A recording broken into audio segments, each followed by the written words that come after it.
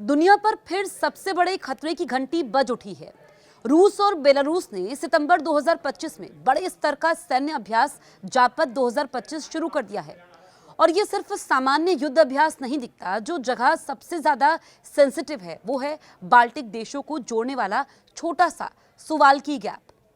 अगर इस 65 से 100 किलोमीटर की जमीन पर किसी तरह कब्जा हो गया तो लिथुआनिया, लातविया और एस्टोनिया तीनों बाल्टिक देशों को रूस नेटो के मुख्य भाग से अलग कर सकता है। यही वजह है कि हर कोई अब इसी पट्टी की तरफ टकटकी लगाए हुए है। आइए जानें इसके बारे में। सुवाल्की गैप पोलैंड और लिथुआनिया का साझा बॉर्डर है। 1991 में सोवियत संघ टूटने के बाद कई देश रूस से अलग हुए।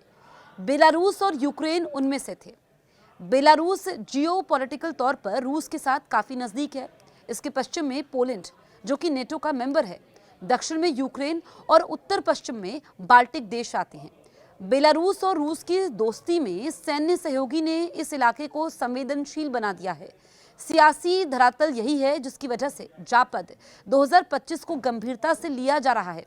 रूस का पश्चिमी एन्क्लेव कलिनिनग्राद बाल्टिक सागर पर है और मुख्य रूप से रूस से जमीन से अलग है।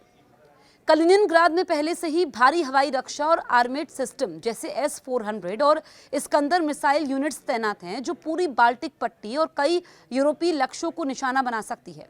इसीलिए सुवाल्की गैप का तत्काल कब्जा कलिनिनग्राद को जमीन से जोड़ने जैसा ही रणनीतिक जीत होती। रूस और बेलारूस ने जापद 2025 में cruise missile launch, drone operation, electronic युद्ध और हाइपरसोनिक प्रौद्योगिकी की परीक्षण जैसी गतिविधियां दिखाई।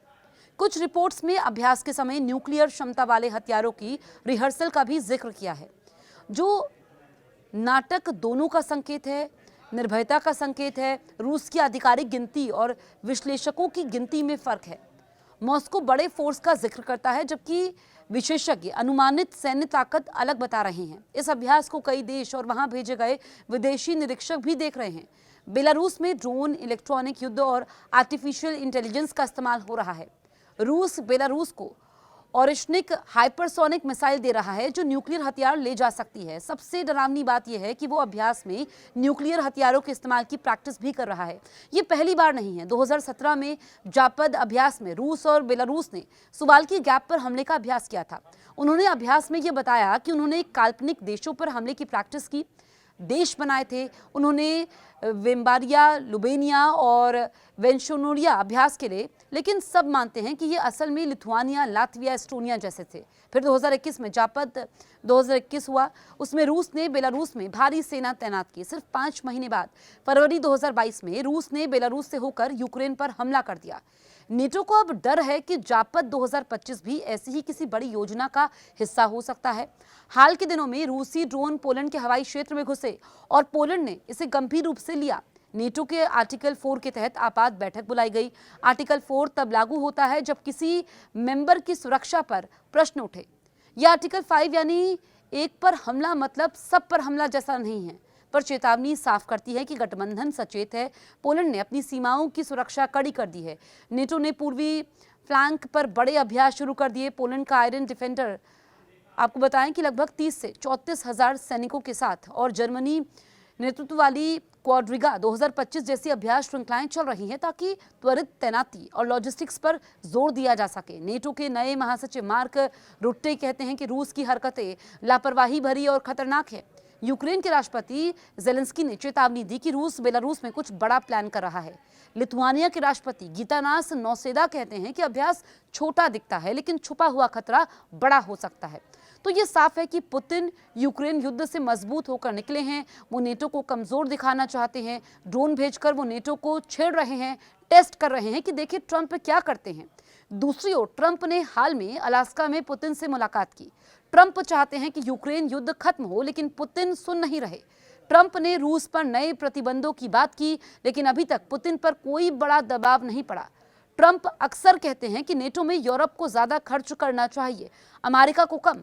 पुतिन समझ गए कि अब ये नेटो की कमजोरी हो चुका है, क्योंकि अमेरिका पैसा खर्च करने को तैयार नहीं यूरोप की लड़ाई में। यानी इस खतरनाक शतरंज में पुतिन ने अपनी चाल चल दी है और ट्रंप को और नेटो को अब जवाब तैयार करना है। क्या सच में विश्व युद्ध जैसा जोखिम बन सकता है?